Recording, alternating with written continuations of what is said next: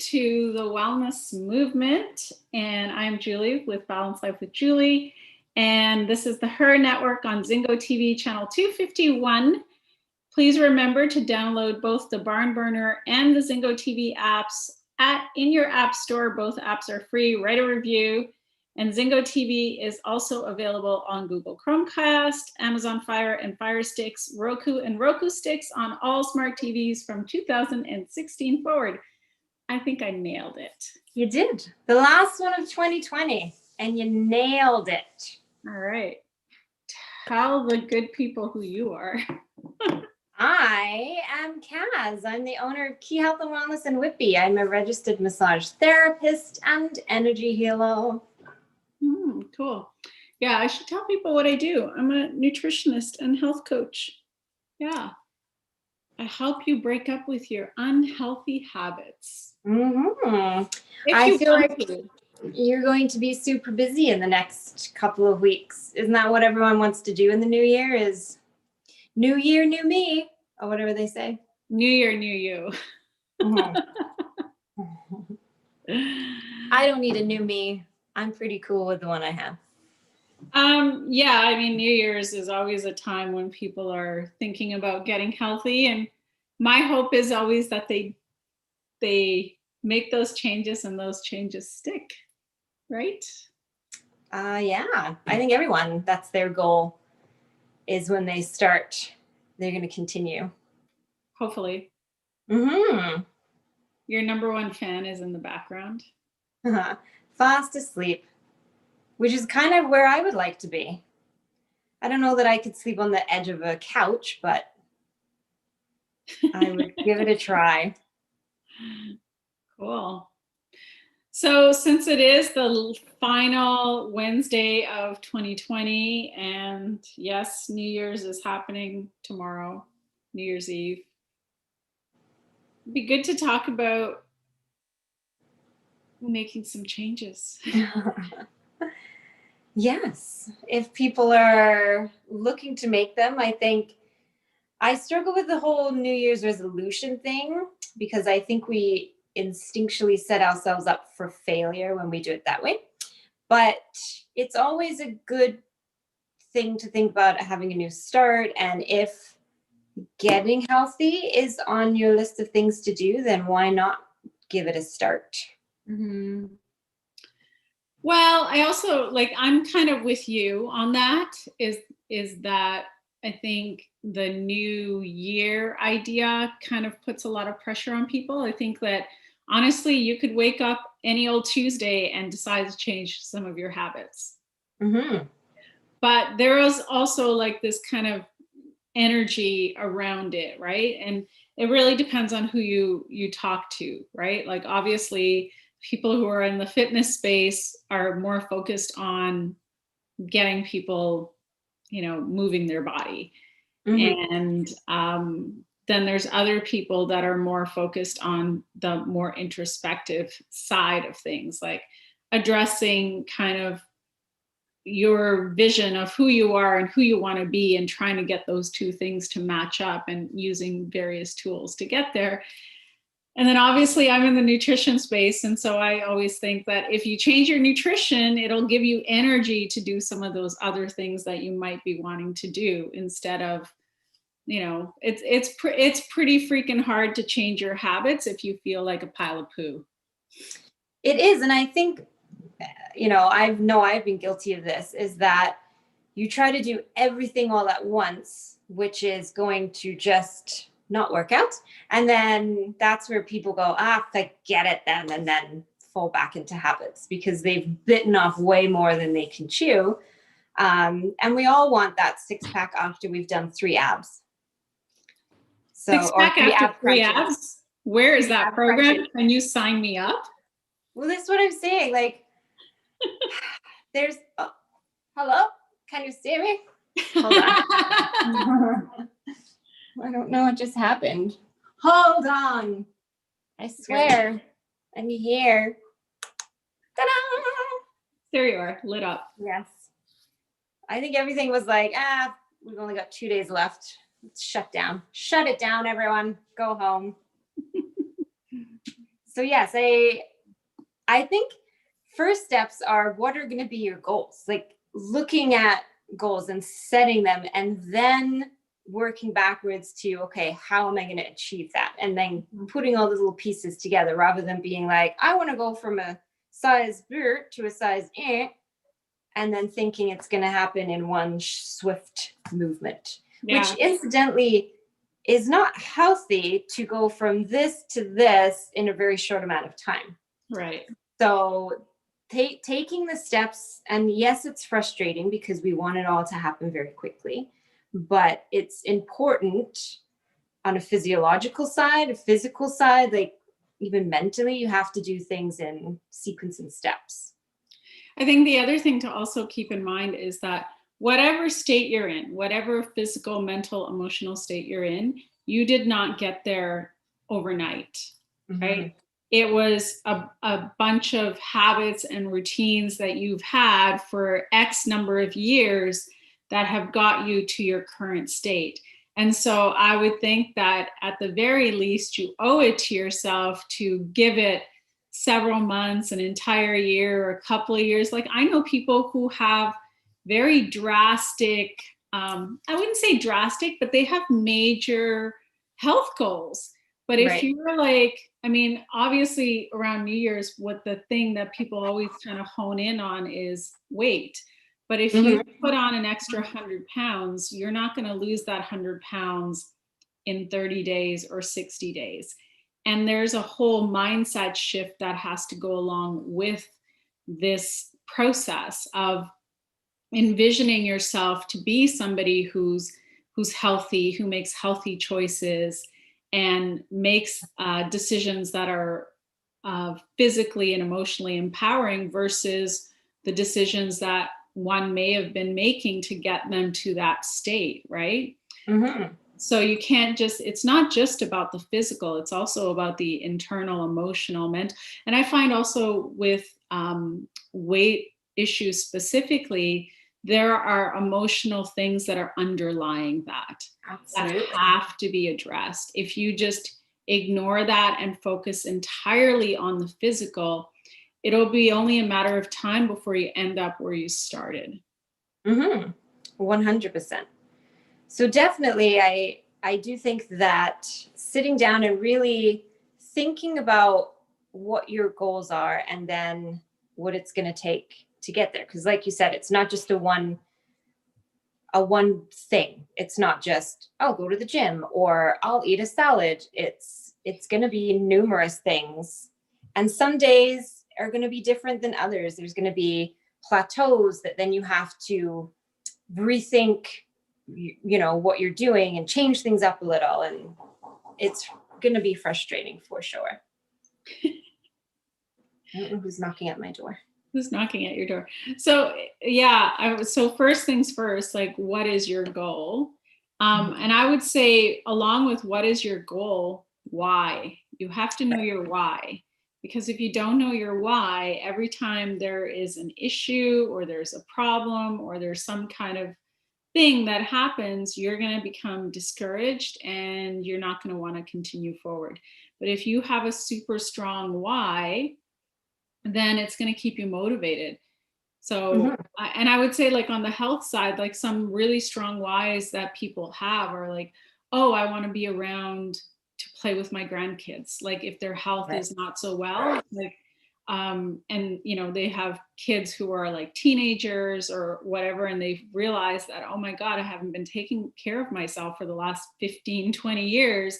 They start thinking like, okay, yeah, I want my kids to eventually get married and I want to be around to be able to play with my grandkids. That's a really strong motivation. Instead of like, oh, I just want to fit into a size 4. Like that's not motivating. So if there's like some real emotional charge underneath that why, you're going to keep going no matter what obstacles come up in the way. Right. Absolutely. Yeah.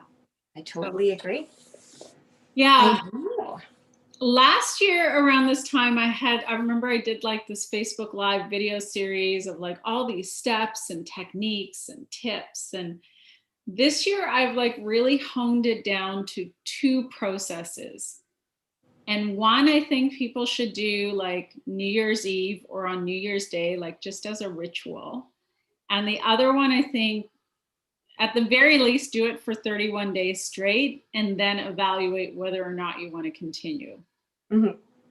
And the first thing is a forgiveness practice. So take out a sheet of paper and a pen and write down like all the things that you forgive yourself for. Right. Because we make mistakes, we mess up, nobody's perfect. And a lot of times unknowingly people are carrying this burden with them into everything in their life, into every new relationship, into every situation. And so writing out what you want to forgive yourself for and really allowing yourself to feel forgiveness. Mm-hmm. And then you can do any number of things. You can rip it up into a million pieces. You can light it on fire safely, maybe over the kitchen sink. You can flush it down the toilet, whatever you want to do. And then the second practice is really straightforward, which is all you have to do is repeat to yourself, I love myself, as many times a day as you can remember, and like actually feel love for yourself. Mm-hmm. That's it. Do that second practice for like 31 days straight and then evaluate. Nice. That's easy to do. I know. Well, I mean, in terms of just getting a piece of paper and writing, it might not be easy when you first start. And even saying, I love myself. I don't think that as many people as you would think can actually say that and feel it and mean it. I think that can be a hard one for people. I think you're absolutely right. I think mm-hmm. It is really challenging for most people to feel that about themselves, but because they don't feel that about themselves, they do any number of things to derail their own progress. Mm-hmm. And then actually I heard a really good question somebody posed, which is, when you're making decisions or you're doing certain things in your daily life, asking yourself, like, if I loved myself, what would I do? Mm-hmm. You know, and most of the time you're going to probably make the better decision for your own well-being, for your emotional health, for your physical health. It's when we're unconscious and we're just kind of going on autopilot that we can make these decisions that are not that kind towards ourselves. Mm-hmm. Absolutely. I talk a lot about being in autopilot with my clients because that's where most of the poor posture comes in. It's just when we're just in a complete zone and we're not thinking about other things. We're just going through the motions. And usually it's because we've mentally checked out, you know, we're at work and we're just waiting for our next break or until we can go home. And so that's where a lot of these issues come in. And like we were saying before, especially with posture, it doesn't happen overnight. Like it's years of rounding those shoulders and that neck coming forward. And then they come for a massage and hope it's going to be fixed in one session. Wait a minute. I have news for you. Next week, you're not going to fix it in one massage? Well, you, of course. But it is interesting. Some of the situations I find myself in with clients, but I love it. Every opportunity is an opportunity to teach someone. So there we go. Yeah. I mean, I think it all goes back to anything that we're wanting to shift. It doesn't happen overnight. Like the situation we're in didn't happen overnight. So the change isn't going to happen overnight.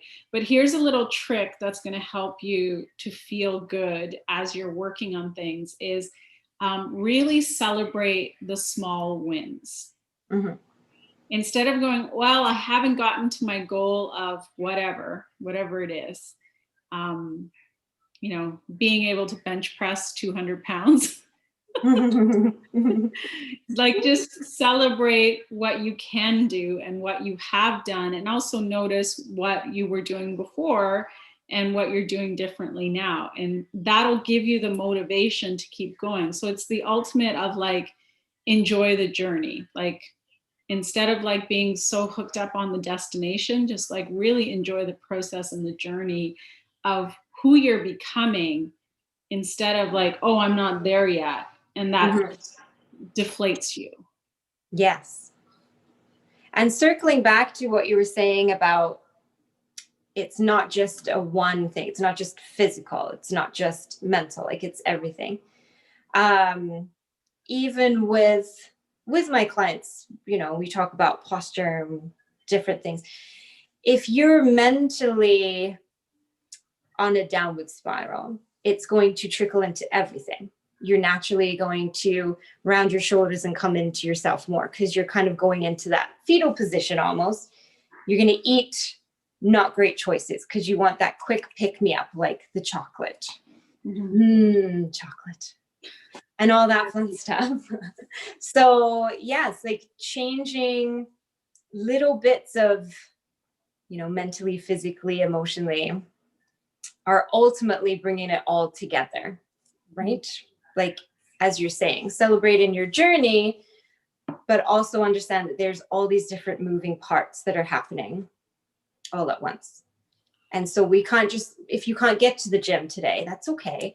There's some really great home routines you can do as well, but maybe just celebrate the fact that you didn't have that piece of pie.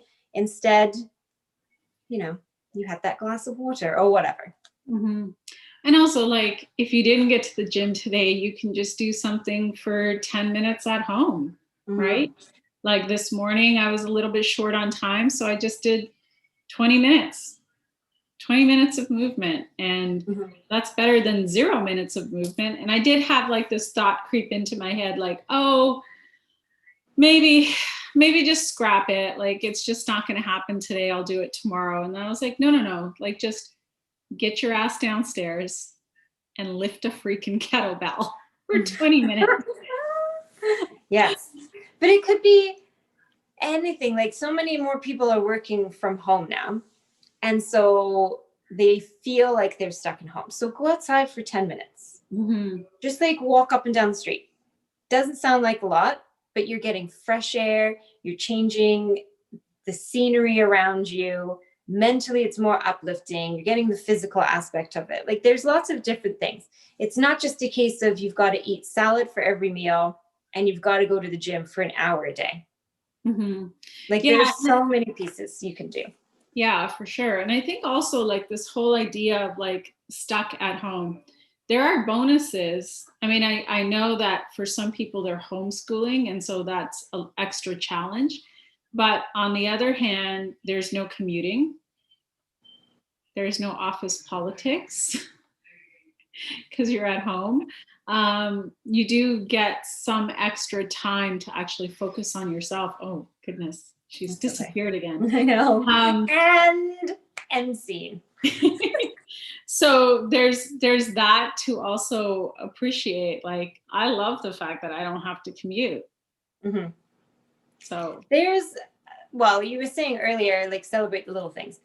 I feel that this year has been full of little silver linings and nice little lessons for us if we look for them and choose to embrace them. Now, I know there's people sitting at home in the second lockdown that we're currently in, probably swearing at me, but I own my own business. I was greatly affected by the first lockdown, but I still managed to find good things that came of it. I got to spend more time at home. I got to hang out with my kids. I got to do things around the home. You have to make the best of the situation.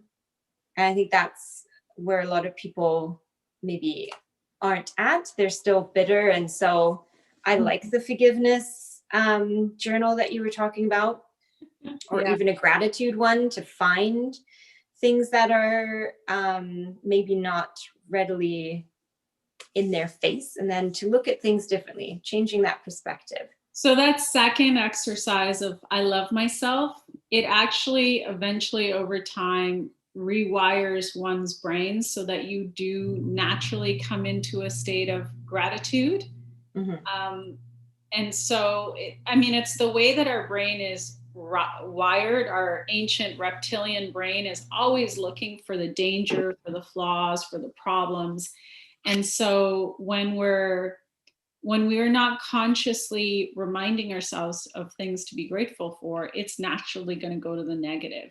And so it's a practice, right? It's a practice, and it's a really simple practice. And I would say if you want to do it, and you think, like, keep it super simple. Like when you're brushing your teeth, repeat in your head, I love myself. Like we all brush our teeth 2 or 3 times a day. Just make that part of your ritual. We hope people brush their teeth. We hope. Dental hygiene is very important. Oh.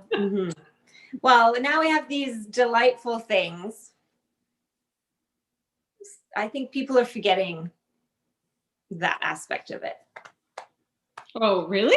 Yes. Yes. Oh, ew. Yes. Yes. It's weird. Even when I have to wear a mask, if I leave the house, I still brush my teeth. You still put lipstick on. Last time we went out somewhere, you're like, wait a second. And I'm like, you're putting a mask on. And you're like, I know, I do. And then it gets all in the inside of my mask and I have to wash my mask. And yeah. Yeah, it's interesting. Funny. But there's a habit. There you go. Yeah. So if you want to like just start to make some changes in your new year, write down your goals, write down your why, do a forgiveness practice for yourself, and start telling yourself, damn it, I love myself. I'm freaking awesome. And mean it. I've seen a lot of talk about getting an accountability buddy, which that's the benefit of, working with you, is that you are that accountability buddy, because it's very important. I know I've gone off the rails a few times because I have no accountability. No one's being like, did you do this today? It's just me. And of course I'm like, I'll do it tomorrow. So that's always something. I mean, aside from working with Julie and having that benefit, finding someone who's maybe on a similar journey, or who will just be there to check in to make sure that you're staying on track. I think that's important. You need me to send you a text message and check in?